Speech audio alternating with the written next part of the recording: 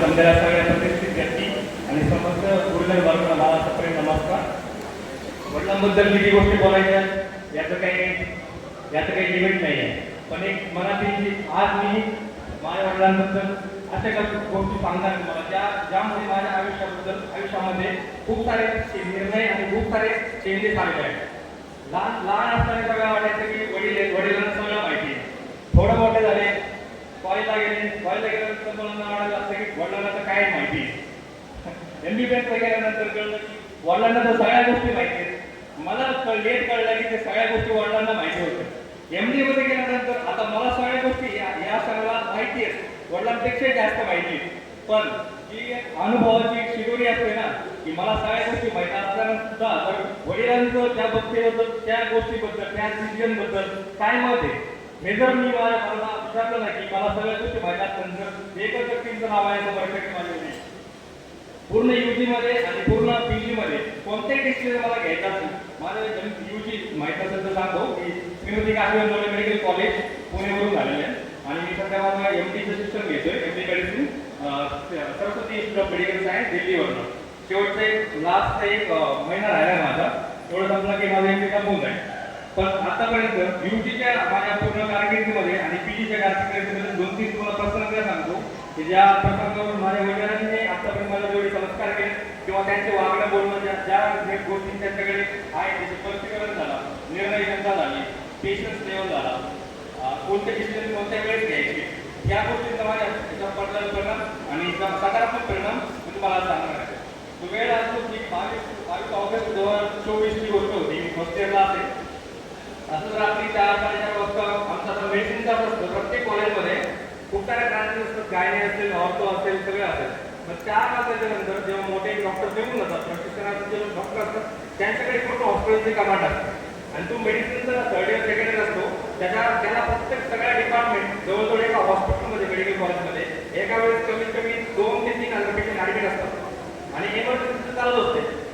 अशा वेळेस घेतलेले निर्णय माझ्या आयुष्यामध्ये पडले त्याबद्दल एक प्रसंग तुम्हाला सांगतो. एक ग्रेड 100चा पेशंट होता, 4-4:30 वाजता आलेला. आता 4-4:30 वाजता प्रत्येक माणूस साखर झोपेत असतो, भले तो डॉक्टर असतो नाही तर कोणी असतो. अशा वेळेस मला कॉल आलेला की आता पेशंट आलेला आहे, सिरियस आहे, श्वास घेत नाही आहे, गॅस्ट्रिक होतं त्याला, बऱ्याच गोष्टी असतात मेडिकल काम, बट कंडिशन सिरियस होती. इंटिब्युट करावं लागलं असेल म्हणजे नळी टाकून त्याला जास्त वास घ्यायसाठी नळी टाकावं लागत होती. त्याच वेळेस त्याला बोलवलं, झोपेतून उठून गेलो, सगळं केल्या गोष्टी आणि अशा वेळेस अचानक 60-70 लोकांचा मॉब आला आणि त्यावेळेस गार्ड सकाळी 1-2 गार्ड मॉब जर 60-70 लोकांचा असेल आणि त्या ठिकाणी जर तुम्हाला वाटते की आता आणि जेव्हा असं काही गोष्टी असतात त्यावेळेस रिलेटिव्ह म्हणा या गोष्टी बाकीचे तुमचे संस्कार वगैरे गोष्टी कोणत्याच गोष्टी नाही बघा, ते काय बघतात त्यांचा पेशंट, तुम्ही त्या पेशंटबद्दल काय करतात.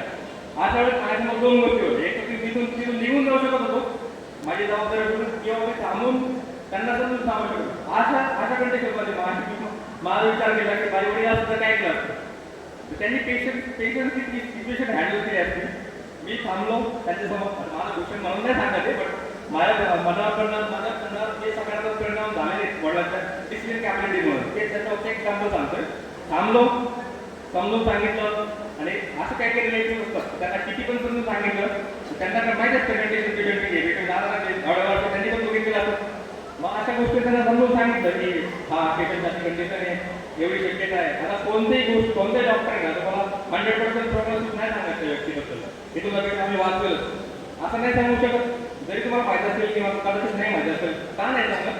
आम्हाला आपल्यालाही प्रश्न पडतो ना, डॉक्टर व्यवस्थित बोलत नाही, डॉक्टर व्यवस्थित बोलत नाही. आजकाल गोष्टी अशा झाल्या की तुम्ही पुढल्यामध्ये एखाद्या गोष्टीला सांगितलं हा तुमचं पेशंट मी म्हटलं की तुमचं पेशंट 50% वाचण्याची शक्यता आहे आणि जर वाचला नाही पाहिजे तुम्ही तुमचं मत असं होतं की डॉक्टरांनी मला सांगितलं होतं तरी पण नाही वाचवलं, म्हणजे या गोष्टी म्हणजे डॉक्टरांची काहीतरी चुकी असू शकते. अशा गोष्टी टाळण्यासाठी मेडिकल किट वगैरे असं तो विषय वेगळा आहे त्यांना. पण अशा कंडिशनमध्ये जेव्हा मला कॉल आला तेव्हा मी 2 गोष्टी केल्या. एक तर की माझ्या वडील असताना त्यांनी सांगितलं असं पेशन्स, दुसरं म्हणजे परसिव्हरन्स त्याच्यासाठी की समोरच्याला खात्री पण पडली पाहिजे आणि तुम्ही तुमच्या पद्धतीने शेवटीचा प्रयत्न करून पेशंट पण वाचवला पाहिजे. एवढी सगळी केली. 4 वाजता सुरू केली प्रोसेस आणि 9:30 वाजेपर्यंत सकाळी प्रोसेस पूर्ण राहिली. पेशंट चांगला ते 60-70 जे लोक मला मारायला आले ना, म्हणजे मारायला झाले पण 60-70 लोकांनी मारलंच असतं जर काय झालं असतं. त्या लोकांचे जे लोक 50-60 वर्षाचे होते वाचला त्यांचा यंग पेशंट होता 26-27 वर्षाचा मुलगा. त्यांनी अक्षरशः पाय धरले माझे डॉक्टर तुमच्यासमोर वाचलो. तर त्या दिवशी मी आता पूर्ण रेसिडेन्सीमध्ये कधी माझ्या आयुष्यात माझ्या डोळ्यात एक पाणी आलं. पण तो इन्सिडन्स असा होता ना माझ्यासाठी की त्या इन्सिडन्समुळे मला वाटलं की नाही माझ्या वडिलांनी माझ्यावर संस्कार केले त्यांना समोर एवढं कुठल्या गोष्टी हँडल केली आणि त्यांना त्याबद्दल मला त्यांचा खूप आभार वाटतो. आणि हे अशा गोष्टी मी कधी विसरू शकत नाही. आज मी जे मेडिसिन आहे जे माझी बहीण कुठली आहे जे पण असेल आम्ही हे फक्त त्याने केलेल्या संस्कारामुळेच आहे. अजून काही जास्त तुमचा वेळ घेणार नाही. फक्त एक गोष्ट सांगतो पप्पांसाठी एक शेवटचं माझं हे फक्त आता शेवटी तुमची जबाबदारी संपली इथून पुढे माझी जबाबदारी सुरू झालेली आहे. त्यामुळे ऑल द बेस्ट तुमच्या फ्युचरसाठी आणि इथून पुढची जबाबदारी सर्व माझ्यावर असते.